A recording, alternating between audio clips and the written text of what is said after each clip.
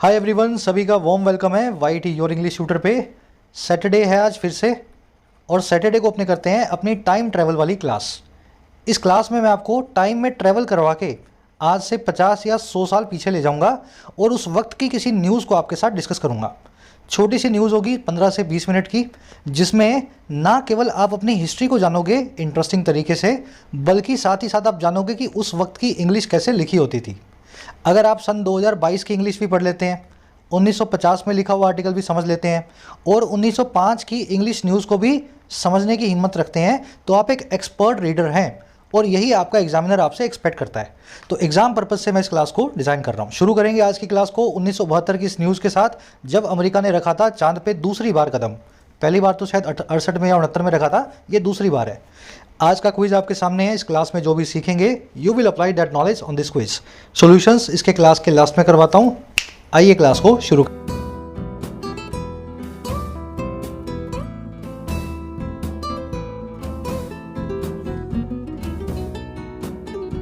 Alright, कह रहे जी the spacecraft on course to the moon, December 8, 1972।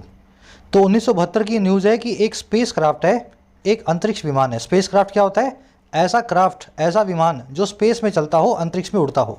तो कह रहा है एक अंतरिक्ष में उड़ने वाला विमान है, एक क्राफ्ट है जो ऑन कोर्स टू है मून की तरफ। अब ये ऑन कोर्स टू क्या होता है? ये एक फ्रेज होता है इंग्लिश में, और इसके हैं 5 जुड़वा भाई। सारे के सारे मैं आपको दिखा देता हूँ। On course to, on way to, on path to, on route to, on road to. सबका मतलब है इस रास्ते पे, इस रास्ते पे। जैसे आप घर आ रहे हैं, आपके फादर ने आपसे फ़ोन करके पूछा बेटा कहाँ हो, आप बोल सकते हैं I am on my way to, on my path to, on my route to, on course to या ऑन रोड टू होम। किस रास्ते पे आप चल रहे हैं, इन सभी फ्रेजेस के जरिए आप बताते हैं। तो बहुत ही इंपॉर्टेंट से फ्रेज है, एक बार इन पे नज़र डाल लो, बार बार आपको रीडिंग में मिलेंगे। कह रहा है जी वो स्पेसक्राफ्ट जो ऑन कोर्स टू है, जो रास्ते पे चल रहा है, और किसके? चांद के, यानी कि मून के। चलिए अब आगे बढ़ेंगे टाइटल पैराग्राफ की तरफ। एक ग्रामर रूल है यहाँ पे, ये मैं आपके पास फिर से आऊँगा, मुड़ के आपको समझाऊंगा। पहले थोड़ा फ्लो बनाते हैं अपना। अच्छा, इसका टाइटल पैराग्राफ तो एक्चुअल में है ही नहीं, है ना। चलो इस रूल को देख लेते हैं फटाफट से। देखो इंपॉर्टेंट रूल है, आज बहुत दिनों बाद आ रहा है ये रूल ये कहता है कि कुछ ऐसे स्पेशल नाउन्स हैं इंग्लिश में जिनको सिंगुलर और प्लूरल फॉर्म में सेम रखा जाता है। मान लीजिए ये एक हों और ये या फिर अनेक हों, 5 हों, 10 हों, 50 हों, इस बात से कोई फ़र्क नहीं पड़ता है। इस नाउन की फॉर्म नहीं बदलेगी। अगर इसके पीछे एस लगना है तो लगा रहेगा सिंगुलर में भी, और अगर इसके पीछे एस नहीं लगना है तो नहीं लगेगा प्लूरल में भी। अब ये नाउन्स आपके सामने लिख दिए गए हैं। बेसिक वाली ग्रामर की सीरीज़ में इन सबको करवाया गया आपको, एक बार इन पर नज़र डाल लो।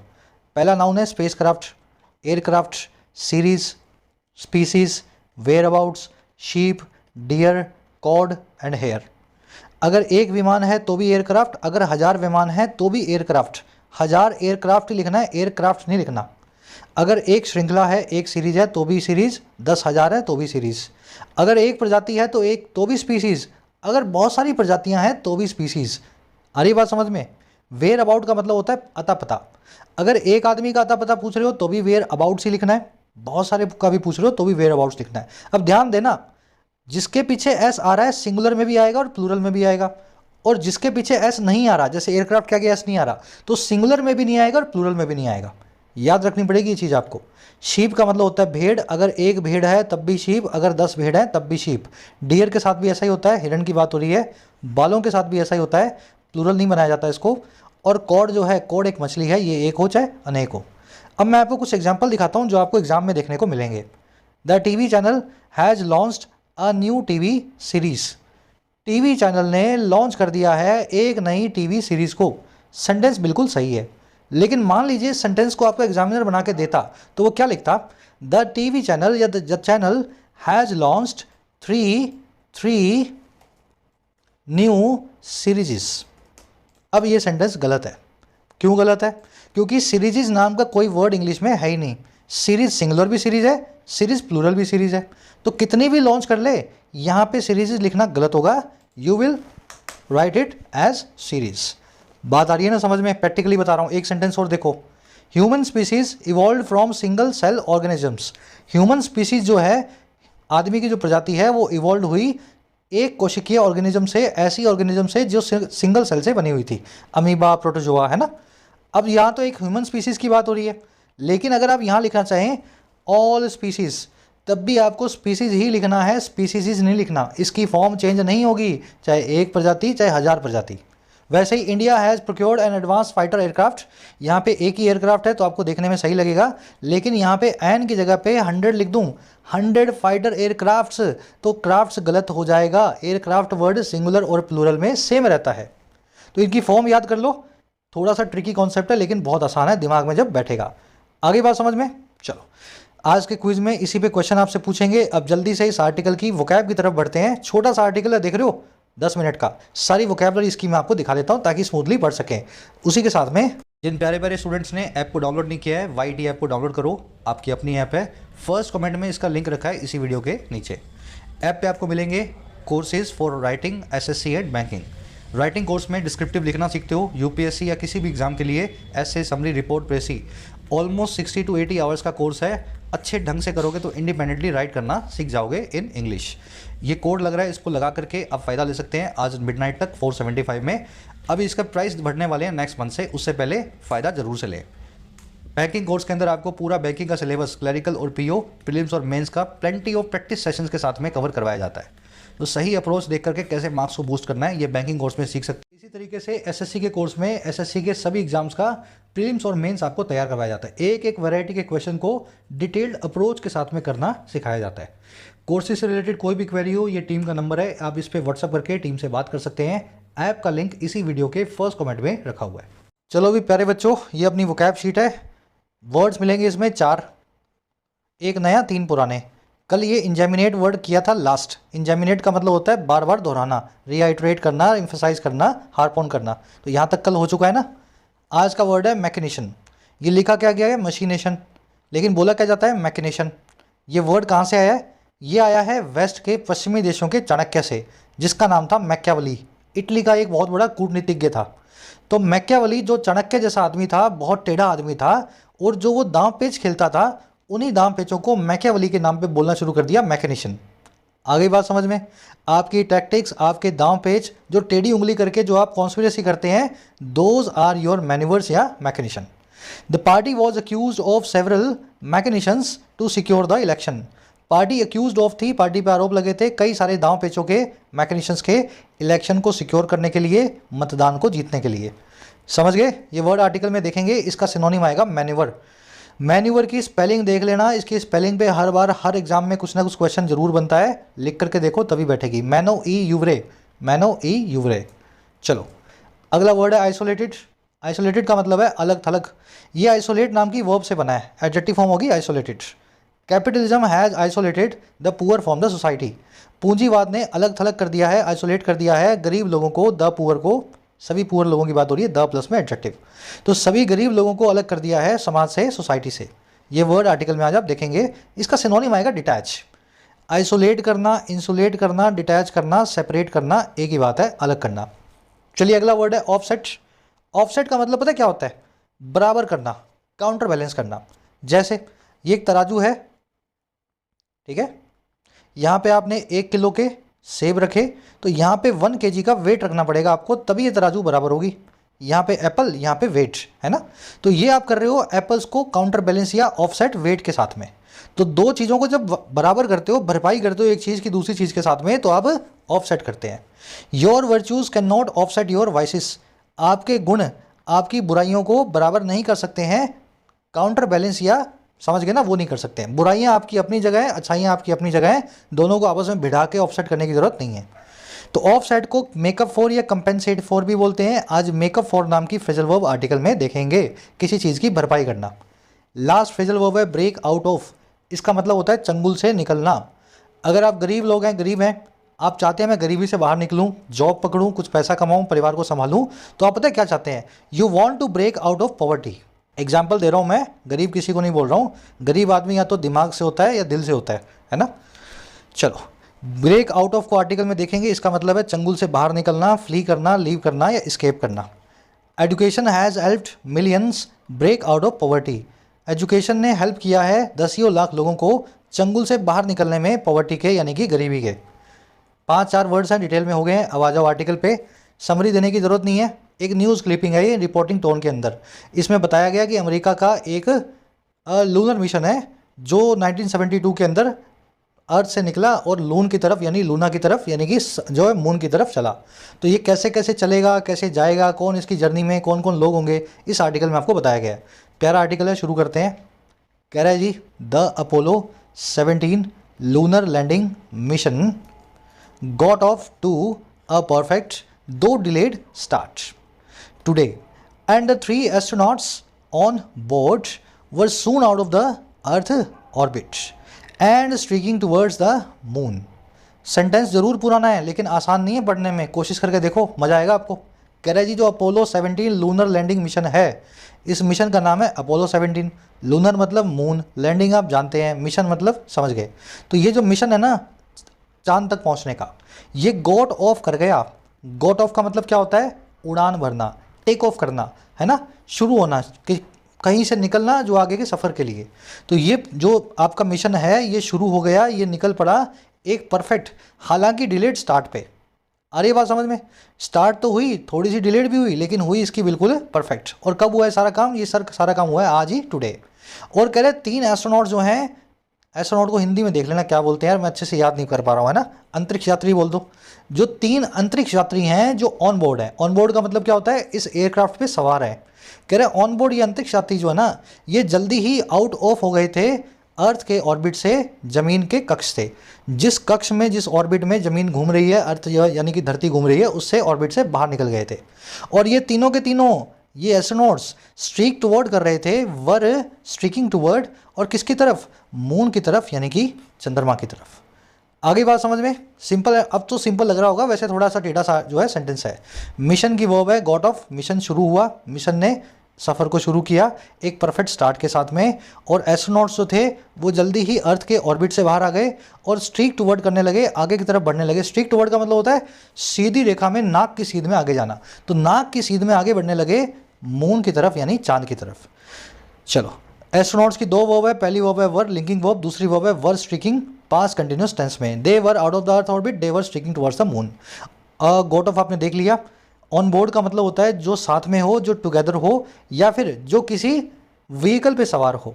मान लीजिए 5 आदमी हैं बस पे, तो आप बोलेंगे 5 पीपल आर ऑन बोर्ड। आगे बात समझ में? पहला मीनिंग है किसी प्लेन पे, किसी बस पे, किसी व्हीकल पे सवार होना। दूसरा ऑन बोर्ड का मतलब होता है साथ में होना, जैसे he is not on board with us, वो हमारे साथ नहीं है। या she will be on board on this project, वो इस प्रोजेक्ट में हमारे साथ आने वाली है। तो चाहे तो किसी काम में किसी को साथ में ले लेना, या किसी व्हीकल की सवारी में किसी को साथ में ले लेना, ऑन बोर्ड नाम की फ्रेजल वर्ब को यूज़ करते हैं। अब देखो ये जो फ्रेजल वर्ब है ना ऑन बोर्ड, इसी से मिलती जुलती एक अबव बोर्ड, इसको इससे कंफ्यूज नहीं करना है। अबव बोर्ड का मतलब होता है एक ऐसा आदमी जो ऑनेस्ट हो। आगे बात समझ में? ईडियम्स और फ्रेजेस वाली सीरीज़ में इसको आपको अच्छे से करवाया गया कहानी के साथ में। बोर्ड से अबव कैसे होगा, ऑनेस्ट कैसे होगा। इसको एक और ईडियम से बताया जाता है द सॉल्ट ऑफ द अर्थ। ऐसा आदमी जो बहुत ही ईमानदार हो, ऑथेंटिक हो, जेन्युइन हो, अबव बोर्ड या सॉल्ट ऑफ द अर्थ कहलाता है। तो ये दोनों चीज़ें आपको इसीलिए बता रहा हूँ ताकि कनेक्ट कर सको, ये अलग अलग फेजेस हैं, आज के क्विज में पूछे जाएंगे। चलो और आगे बढ़ते हैं। कह रहा है जी, less than 4 hours after lift off from Cape Kennedy at 5:33 global median time या Greenwich median time, crew man Eugene Cernan, Rob Evans and Jack Smith completed the maneuvers necessary to blast the craft out of the earth gravitation hold. और लंबा sentence है, इसको बाद में पढ़ेंगे। कह रहा है जी 4 घंटे से भी कम में, लेस देन 4 hours, और किसके बाद भाई? उस लिफ्ट ऑफ के बाद, उस गॉट ऑफ के बाद, उस टेक ऑफ के बाद, उस उड़ान के बाद जो हुई थी केप कैनेडी नाम की सिटी से। फ्लोरिडा नाम की स्टेट में एक सिटी है केप कैनेडी, अमेरिका में। तो कह रहे केप कैनेडी से उड़ान भरने के लिफ्ट ऑफ के 4 घंटे से भी कम के बाद हुआ का। कह रहे ये लिफ्ट ऑफ हुई थी 5:33 GMT पे, ग्लोबल टाइम पे, शाम को 5:30 बजे, सुबह 5:30 बजे।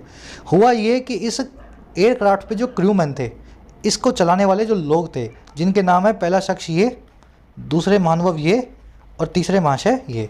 कह रहे हैं इन तीनों लोगों ने, जो क्रू मैन थे ना, इन्होंने कंप्लीट कर दिया उन सभी मैन्यूवर्स को, सभी दांव पेचों को। और क्यों? जो नेसेसरी थे ब्लास्ट करने के लिए, धक्का मारने के लिए इस क्राफ्ट को, इस विमान को अर्थ के ग्रेविटेशन होल्ड से बाहर, out of the earth gravitational hold. तो अगर ग्रेविटी से अगर बाहर नहीं निकलोगे ना, तो आप कभी मून तक नहीं जा पाओगे। तो आपको पहले ब्लास्ट करना पड़ेगा एस्केप वेलोसिटी के साथ में, ब्लास्ट करते ही बाहर निकलते ही आप मून की तरफ जो है अपने आप बढ़ेंगे। तो ऐसा इन्होंने किया। अब देखो ये क्यों किया इन्होंने, ये इसलिए किया to realign the space flight for its 4 lakh kilometres outward journey. Realign करने के लिए, रीएडजस्ट करने के लिए स्पेस की इस फ्लाइट को, अंतरिक्ष की यात्रा को, जो थी 4 लाख किलोमीटर्स की बाहर की तरफ जर्नी की, धरती से बाहर की तरफ आउटबाउंड सफ़र की। सेंटेंस बहुत लंबे हैं, थोड़े कॉम्प्लिकेटेड लग रहे होंगे, लेकिन मैं कोशिश कर रहा हूँ वर्ड फॉर वर्ड आपके लिए इनको तोड़ के बताऊँ। तो बस यही हुआ, 4 घंटे बाद ही इन लोगों ने एयरक्राफ्ट से बहुत सारे दांव पेच करवाए, कभी बाएं घुमाया कभी दाएं घुमाया, और इस तरीके से करवाए कि ये अर्थ के ग्रेविटेशन होल्ड से बाहर निकल जाए और साथ ही साथ अपने आप को रीअलाइन या रीएडजस्ट कर दे अपनी 4 लाख किलोमीटर की यात्रा की तरफ, जो है आउटवर्ड जर्नी, धरती से बाहर की तरफ है, धरती के ऊपर नहीं है। स्पेस फ्लाइट मतलब अंतरिक्ष यात्रा। तीनों की वर्ब है कंप्लीटेड। अर्थ के ग्रेविटेशन होल्ड का मतलब है अर्थ की ग्रेविटी की पकड़। रीअलाइन करना, रीएडजस्ट करना, रिकैलिब्रेट करना, रीओरिएंट करना, रीऑर्गेनाइज करना, किसी चीज़ को फिर से सिरे जो है पटरी पे लाना। आउटवर्ड मतलब बाहर की तरफ। मैन्यूवर वर्ड फिर देख लेना, इसमें याद तो सबको है इसका मीनिंग, दांव पेच है ना, दांव पेच, बस इसकी स्पेलिंग याद नहीं रहती, तो तोड़ के बताई हुई है मैंने आपको। मैनो, मैनो यूवरे, मैनो यूवरे, ऐसे लिखोगे और ऐसे बोलोगे तो दिमाग में बैठेगी। मैकेनिशन इसका, टैक्टिक जो है इसका सिनोनिम है मैन्यूवर का। चलो और आगे बढ़े। कह रहे with Evans at the controls the command module detached itself from the Saturn rockets third and last remaining stage. कह रहे इवांस नाम के आदमी के कंट्रोल पे आते ही, इवांस कौन है, इवान कर्नन, कहाँ बैठा है इवान, इवांस कहीं पे है, ये रहा रॉन इवंस। कह रहे रॉन इवंस नाम का आदमी जैसे ही इस एयरक्राफ्ट के स्टीयरिंग पे आया, कंट्रोल सेंटर में आया, इसके आते ही एट द कंट्रोल्स, जो कमांड मॉड्यूल था, कमांड मॉड्यूल वो होता है एक एयरक्राफ्ट में जिसके अंदर बैठ करके आप कमांड्स देते हो, जो आपका घर होता है अंतरिक्ष यात्रियों का, वहीं वो सोते हैं, वहीं कमांड वमांड देते हैं, थोड़ा मैंने पढ़ा इसके बारे में। तो जो कमांड मॉड्यूल था उसने डिटैच कर दिया, उसने अलग कर दिया, और किसको, अपने आप को ही, इटसेल्फ को ही। और किससे, इस एयरक्राफ्ट को ऊपर ले जाने वाले सैटर्न रॉकेट से। जो रॉकेट ऊपर लेके जा रहा था ना, उस रॉकेट का नाम था सैटर्न रॉकेट। इसकी थर्ड और लास्ट रिमेनिंग स्टेज से, रॉकेट की कई स्टेज होती हैं, तो तीसरी स्टेज से इसने अपने आप को अलग कर दिया। और क्या किया इसने भाई, इसने turned round in space and docked nose to nose with the lunar land module. ये टर्न राउंड कर गया स्पेस में, और फिर ये डॉक कर गया, ये जा मिला, ये लैंड कर गया नाक की सीध में, नोज टू नोज, नाक से नाक मिला के लूनर लास्ट लैंड मॉड्यूल से, उस मॉड्यूल से जो लैंड करेगा। तो देखो वैसे तो मैं आपको इमेजिन करके ही बता सकता हूँ, पिक्चराइज करके ये क्या कहना चाह रहा है बताऊँ थोड़ा सा। देखो ये है रॉकेट, इसके आगे लगा हुआ है कमांड सेंटर जहाँ पे अंतरिक्ष यात्री बैठे हैं, और इसके पीछे लगा हुआ है लैंड करने वाला मॉड्यूल। रॉकेट थोड़ा थोड़ा करके टूटता जाता है बीच बीच में से, जैसे जैसे इसका ईंधन खत्म होता है। लास्ट स्टेज में जो बचा हुआ रॉकेट है वो भी खत्म हो गया, ये अलग हो गया। तो बचे क्या, एक तो बच गया ऊपर कमांड सेंटर और एक बच गया नीचे लैंडिंग मॉड्यूल। ये कमांड सेंटर घूम के आया और इसकी नाक से नाक लगा करके इसके साथ मिल गया। अब ये दोनों मिल करके ऊपर जाएंगे। आ रही बात समझ में, कुछ इस तरह की कहानी हुई होगी, बाकी अपने को पता नहीं है ना, जितना आपको पता है उतना मैं भी जानता हूँ। चलो, मॉड्यूल की वर्ब है डिटैच, डिटैच का मतलब अलग करना, इसकी दूसरी वर्ब है टर्न्ड, तीसरी वर्ब है डॉक्ड। डॉक का मतलब होता है लैंड करना, किसी चीज़ के साथ में जाके मिल जाना। कह रहे जी then the spacecraft set course for the moon.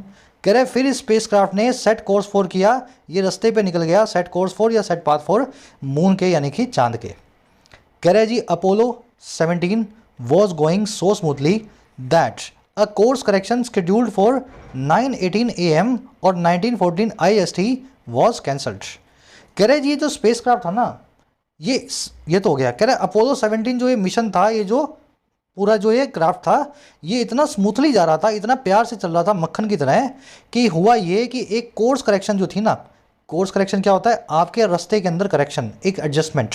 कह रहे एक जो एडजस्टमेंट जो थी, जो पहले से शेड्यूल की गई थी सुबह 9 बजे या 9:15 बजे 19:40 IST पे, कह रहे उसको कैंसिल करना पड़ा।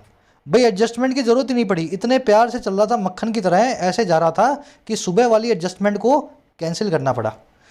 अपोलो 17 की वर्ब है वॉज गोइंग, कोर्स करेक्शन यानी एडजस्टमेंट, इसकी वर्ब है वॉज कैंसल्ड, पैसिव वॉइस में, वॉज प्लस में वर्ब की थर्ड फॉर्म।